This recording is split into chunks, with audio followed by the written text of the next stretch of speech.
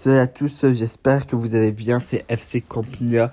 On se retrouve pour une nouvelle vidéo où on va faire l'avant-match du FC Barcelone qui va affronter le Paris Saint-Germain en Ligue des Champions ce mercredi 10 avril, où nous allons dire les points forts et les points faibles des deux équipes, les trois joueurs clés dans chacune des équipes et aussi ma compo finale pour le FC Barcelone. Tout d'abord, le match Paris Saint-Germain FC Barcelone est un match très attendu pour les deux communautés, que ça soit pour le FC Barcelone et pour le Paris Saint-Germain, car il y a eu c'est devenu un peu un match à rivalité, à très haute enjeu. Évidemment, ça restera toujours à très haute enjeu, mais le 6-1, la remontada, le triplé d'Mbappé, le fait que Neymar est parti à Paris, le fait que il y avait des rumeurs comme quoi le Barça voulait Marquinhos, le fait que euh, le Barça voulait Verratti, qu'ils n'ont pas réussi à avoir Verratti, ça fait qu'il y a quand même une rivalité, que ce soit sur le terrain ou un peu politique, c'est vrai, on va pas se mentir. Alors ce match est très attendu. C'est comme cette affiche ce soir où il y a le Real de Madrid qui va affronter euh, le Manchester City. Alors voilà. Alors les points faibles, je vais commencer par les points faibles du Paris Saint-Germain. Et les points forts. D'abord les points forts plutôt. Les points forts du Paris Saint-Germain, c'est que c'est une équipe avec quand même des joueurs comme Kylian Mbappé, Ousmane Dembélé, Kolo Muani, Ramos. C'est une équipe qui va très vite devant. C'est une équipe qui sait jouer les contre-attaques. C'est une équipe vraiment dangereuse, je pense, pour ce genre de situation. Il faut vraiment faire gaffe. Surtout que le point faible du Paris Saint-Germain est un point fort. Il y a un point fort, désolé, du Paris Saint-Germain et un point faible du côté du FC Barcelone. C'est que nous, c'est quelque chose où le Barça peut avoir du mal. Sur les longs ballons, sur les jeux de transition, on a du mal à bien se replier correctement. Et quand on lance un Kylian Mbappé, quand on lance un Colomani, quand on lance un Ousmane Dembélé, évidemment, ça va être très compliqué. Il faudra bien se positionner, même si j'ai trouvé, j'ai trouvé que face à Naples, le FC Barcelone se sont bien positionnés parce que beaucoup de fois, Osimhen était hors jeu. Et voilà. Deuxième point fort, c'est que c'est une équipe qui sait jouer en contre-attaque, mais c'est aussi jouer en position. C'est une équipe où ça fait dur parce que on ne sait pas comment elle peut jouer. Elle peut très bien nous attaquer, mais elle peut très bien garder la balle. Si elle garde la balle, ça va être compliqué pour le Barça. Et si elle joue contre-attaque, ça va être très compliqué. Comme j'ai dit, ils ont des joueurs pour. C'est pas pour rien qu'ils sont en quart de finale, même s'ils étaient dans le groupe de la mort. Et on peut dire ce qu'on veut. Voilà, c'était très compliqué le Paris Saint-Germain. C'est l'équipe qui, depuis l'arrivée de Luis Enrique, a réussi à avoir un jeu euh, avec ballon qui fait que on a par rapport à Paris Saint-Germain avant euh, en 2021 quand même très différent. Déjà c'est une équipe beaucoup plus différente. Ensuite, un autre point fort du côté du Paris Saint-Germain, c'est que euh, il y a des joueurs où on ne sait pas à l'avance où ils vont jouer. Alors qu'au FC Barcelone, on sait à peu près la compo. Au Paris Saint-Germain, il y a ce côté-là où tu te dis où peut jouer. Par exemple, Kylian Mbappé, il peut très bien jouer sur le côté gauche, mais aussi jouer au centre. Ousmane Dembélé, il peut très bien jouer à droite, mais il peut jouer faux numéro 9. Vous voyez, il y a des joueurs où on ne sait pas du tout où ils seront placés par rapport à Luis Enrique. Alors qu'au FC Barcelone, on sait à peu près la compo officielle de qui sera présent et qui sera absent. Et ça peut déstabiliser l'équipe adverse. Et ça peut être très dangereux si on ne sait pas où se placent les joueurs. Parce qu'évidemment, il y aura sur un plan Mbappé, mais de l'autre côté, il y a quand même Dembélé, il y a quand même du Colomoni, il y a du Ramos qui est vraiment en forme en ce moment, qui marque but sur but en ce moment. Vous voyez, il y a des très bons joueurs, sans compter les milieux de terrain. Bon, il y a Zari Emery. On ne sait pas si ça sera Fabadriz ou comment il s'appelle? Lee. Lui aussi, il peut jouer milieu de terrain, vous voyez. Il y a beaucoup d'armes, on va dire, côté Paris Saint-Germain. Et ça, c'est très compliqué, je trouve, à défendre sur ce genre d'équipe. Maintenant, je vais passer au point faible. Alors oui, ils en ont. C'est pas le meilleur pari du monde. C'est que premièrement, et ça on le sait, c'est que Paris ont vraiment du mal dans euh, tout ce qui est dans leur surface. Dès qu'il y a un peu de pressing, Paris sont en galère. Paris ont beaucoup de mal. Ça peut être les mauvais relances de Donnarumma, ça peut être, surtout je pense, il va y avoir Marquinhos. Marquinhos qui panique. On voit quand même qu'il y a beaucoup de déchets en défense. Euh, Ça, c'est un fait. On sait que dès qu'il y a un petit peu de pression, euh, le Paris Saint-Germain peut vite écouler.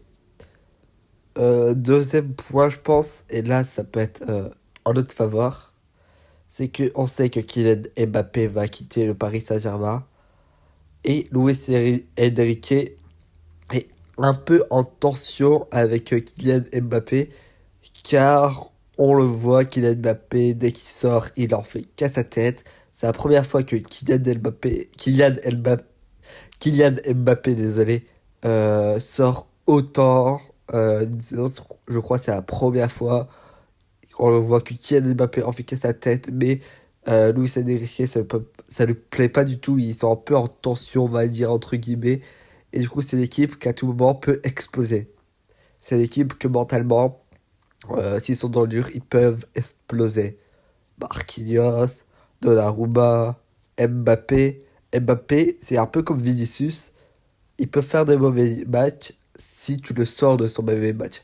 Évidemment, comme c'est un grand joueur, il peut te faire une performance incroyable, être mauvais pendant 80 minutes et te mettre 3 buts au bout de 10 minutes. Mais je pense que si le PSG peut exploser, c'est un peu une cocotte minute. Alors il faudra peut-être en profiter. Et aussi leur point faible, je sais plus si j'en avais. Non, je pense pas. Non, il y en a plus. Bon, maintenant je vais passer du côté du FC Barcelone. Le FC Barcelone, évidemment, leur point fort, c'est le pressing. On a vu que ces derniers temps, ils avaient un excellent pressing. On l'a vu face à Naples, où ils étaient vraiment choqués, les joueurs de Naples, d'avoir un tel pressing du côté du FC Barcelone.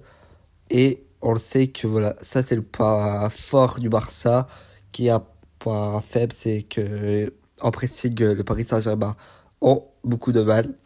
Alors ça, il faudra en profiter à maximum. Ensuite, c'est une équipe qui arrive, je pense, en confiance. C'est vrai que beaucoup chroniqueurs français pensent que l'FC Barcelone n'est pas favori.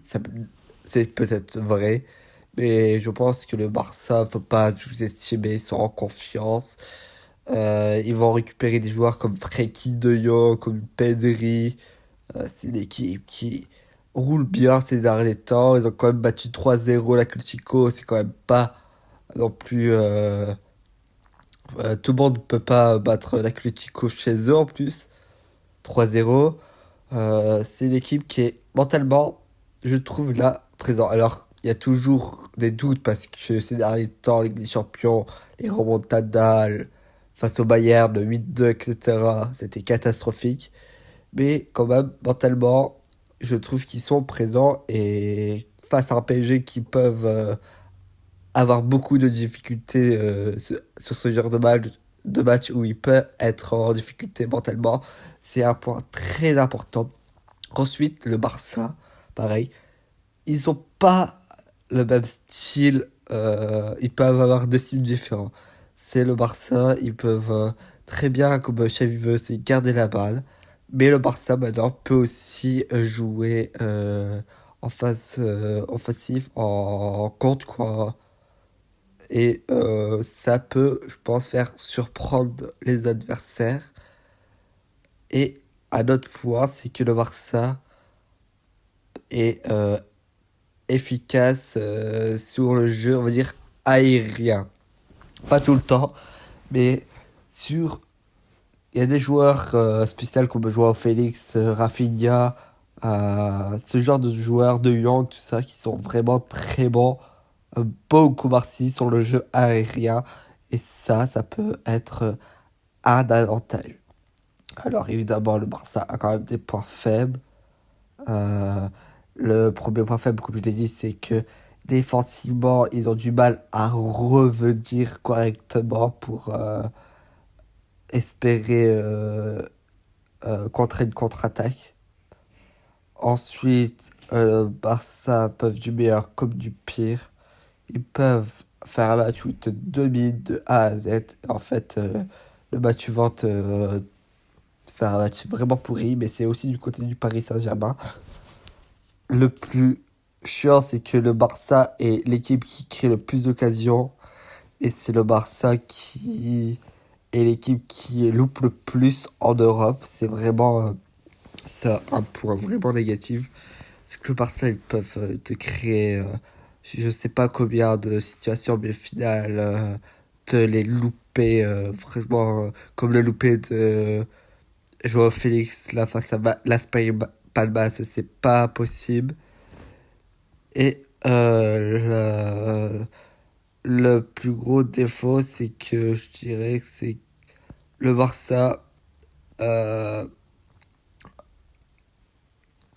euh, peut euh, avoir des complications dans ce type de match parce que ça fait longtemps et on sait pas comment le Barça va euh, pouvoir réussir. Euh, je sais pas comment expliquer, mais comme ça fait longtemps, est-ce que le Barça est prêt? Bah, ça va être compliqué de être sûr à 100%, c'est ce que je veux dire. Et surtout que le Barça a quand même une équipe beaucoup très jeune. Voilà pour les points positifs et points négatifs des deux équipes. Maintenant, on va passer au, euh,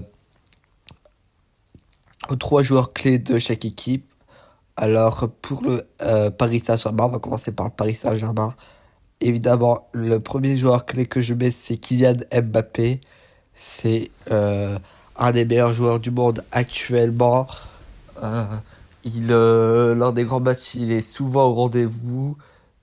Je sais qu'il peut aussi louper ses matchs, hein, mais c'est un joueur qui peut t'en mettre trois faciles s'il veut, s'il est bien en forme et tout ça. C'est un joueur qui a pourtant réussi face à Barcelone. Il a quand même mis 3 buts au Camp Nou alors que c'était en Ligue des Champions, alors que c'était vraiment quelque chose de rare. C'est un joueur que tu sais pas s'il va jouer à gauche, au centre. Il peut jouer à n'importe quel poste, on dirait en attaque. C'est un joueur quand même très polyvalent. Un joueur dangereux grâce à sa vitesse. Je pense que honnêtement, c'est le meilleur joueur de Paris. C'est le plus gros danger côté Paris Saint-Germain. En deuxième joueur clé du côté de Paris, j'ai mis Ousmane Dembélé. Car il voudra sûrement se donner à fond face à Barcelone. Après avoir quitté Barcelone et tout. Euh, il aura une revanche face à Barcelone. Il sera à fond. Comme je dis, lui aussi, c'est un joueur polyvalent. En un contre un, c'est un des meilleurs à son poste. Alors je sais qu'il y a des lacunes sur les 20 derniers mètres où il peut te louper des passes, c'est pas non plus le meilleur buteur du monde, quoi. Mais en un contre un, il peut vraiment faire du mal. Euh, Franchement, il faudra vraiment que tout le monde défend correctement parce que Ousmane Dembélé, c'est quelqu'un de très compliqué et il peut te sortir d'un coup une passe phénoménale à Kylian Mbappé et voilà, ça fait but. Et en troisième, ça peut surprendre, mais j'ai mis Donnarumma, car Donnarumma, cette saison, fait une excellente saison sur la ligne, il est vraiment irréprochable. C'est un peu grâce à lui aussi que le PSG a 27 matchs sans défaite, je crois. C'est en... Donnarumma fait partie de ces joueurs qui contribuent à cette invincibilité. Il est vraiment très bon sur sa ligne. Et il est vraiment très dur à marquer contre lui. Je pense que actuellement il est dans une très bonne forme. Alors voilà pourquoi je le mets dans ces joueurs clés. Et c'est le joueur du Gaza qui peut te faire gagner un match. Et du côté du Barça, en premier, j'ai mis Gundogan. Très souvent sous-coté, mais c'est le joueur du Barça qui a le plus joué, je pense, ces derniers temps. Il s'est pas blessé pour l'instant depuis le début de la saison. C'est un des trois joueurs avec Fermin et Inaki Peña qui ne s'est pas blessé. Il euh, a une qualité de passe qui va être très importante. On le voit qu'il peut faire des passes laser qui découpent toute une défense. Euh, Techniquement, c'est un milieu de terrain très fort. Il y a de l'expérience de la Ligue des Champions. Il a gagné l'année dernière avec City. Il, il est très fort avec le Barça depuis le début de saison. Je pense que c'est un milieu de terrain qui peut faire mal au milieu de terrain du Paris Saint-Germain. En deuxième, j'ai mis Lamine Yamal. Son explosion est phénoménale à seulement 17 ans. Il montre que franchement, on peut lui faire confiance à 17 ans.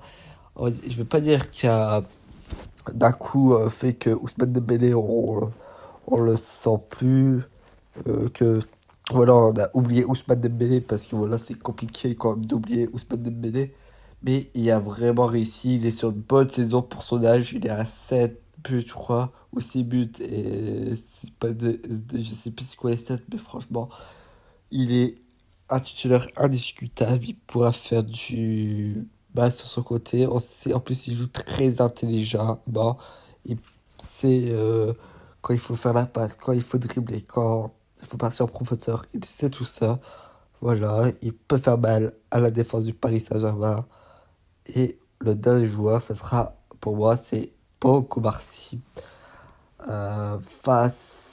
Comme Lamine Yamal, il est phénoménal. Il est devenu un titulaire indiscutable. Depuis qu'il est arrivé, la défense du Barça est beaucoup mieux. Il est dur sur l'homme, il est dur à passer. Il a quand même gagné tous ses duels face à Osimhen, qui est quand même un attaquant de classe mondiale. En plus, il y a une relance phénoménale qui fait qu'il pourra faire mal à la défense du Paris Saint-Germain s'ils sont hauts. Il y a une vision de jeu très forte. Je pense que honnêtement, c'est un joueur qui peut aider pour le FC Barcelone. Voilà, et pour finir, je vais parler de Macron Po. Dans les buts, bah, Ter Stegen, je pense qu'il n'y a pas trop de surprises. C'est le gardien numéro 1 du Barça. Voilà. En défenseur droit, je vais mettre Jules Koundé. Alors c'est vrai que il y a 85% de chances que en face c'est Kylian Mbappé. On sait que du côté en un contre un, face à quelqu'un qui très bien, il peut être en difficulté. Mais pourquoi je préfère mettre Jules Koundé? Car déjà, depuis qu'il a revenu à ce poste de latéral droit, il est mieux. Il monte et tout, il a vraiment appris de ce poste. Euh, il est vraiment bien. Et je pense pas que il faut mettre en difficulté la défense si on met Jules Koundé en défenseur central car il a pris ses remarques. En plus de ça, que si c'est Araujo face à Kylian Mbappé, ben, c'est pas que j'ai peur, c'est juste que Araujo, il est tellement fragile qu'il pourrait se blesser à cause d'une accélération face à Kylian Mbappé. Alors il faut pas prendre de risques. La dernière fois que le Barça avait mis Araujo en latéral droit, en arrière droit, c'était face au Real en Coupe du Roi, je crois, en Super Coupe. Et il y a eu 4-0 pour le Real. Alors j'ai pas envie de voir Araujo latéral droit. Défenseur central, la charnière, ça sera pour moi Araujo et Pau Cubarsí, car c'est la charnière qui fonctionne le mieux ces derniers temps. C'est vrai qu'on peut dire Pau Cubarsí, il est jeune et tout. On pourrait mettre Inago Martinez. Ouais, ouais. Et moi, je veux pas du tout voir Martinez. Il me rassure pas du tout. Pau Cubarsí me rassure plus. Il est plus style Barcelone. Il a réussi ses matchs ces derniers temps. Il est en forme, il prend de la confiance. Comme j'ai dit, gagné tous ses duels face à Osimhen. Alors, il n'y a pas de raison de remplacer Pau Barcy. Et en latéral gauche, j'ai Cancelo. Pas besoin de discuter. Balde n'est pas prêt de toute façon. Et je crois qu'il est encore blessé. Et Cancelo est vraiment très bon. Et il va porter avec son apport offensif. Surtout que il sera du côté où Hakimi est absent et ça peut faire mal, je pense, à la défense parisienne. Au milieu de terrain, je vais mettre Gundogan, Roberto, Firmino. Pourquoi je mets pas Frenkie de Jong ni Pedri? Tout simplement parce que ils seront seulement de retour de blessure. Je ne sais pas si physiquement ils sont prêts, il faut pas les précipiter pour au final, au bout de 2 matchs, ils se rechutent. C'est pas le but. Il faut qu'ils reviennent petit à petit. Alors, j'ai plus confiance à Frenkie de Jong qu'à Pedri. Si je devrais mettre, ça serait plus à Frenkie de Jong. Et Roberto, il fait des très bons matchs. Il peut peser sur la défense parisienne. J'ai confiance en Roberto et Fermin. Il y a un style qui peut mettre en difficulté parce qu'il y a un style un peu à la Gavi. Et je pense face à une, un milieu parisien, ça sera le mieux un peu à la Fermi de mettre titulaire. Il peut marquer en plus de loin, de près. Euh, Fermi, j'ai confiance en Berthaud, j'ai confiance. Pour l'instant, ça marche bien. Alors, on continue avec ce milieu. Et évidemment, Pedri et De Jong pourront rentrer en deuxième mi-temps. Et pour l'attaque, je vais mettre Rafinha sur le côté gauche, Lewandowski et euh, Lamine Yamal. Je veux pas plus expliquer Yamal et Lewandowski parce que ça c'est normal. Mais Rafinha, pourquoi Rafinha et non Joao Félix? Tout simplement parce que déjà je le trouve un peu mieux que Joao Félix ces derniers matchs.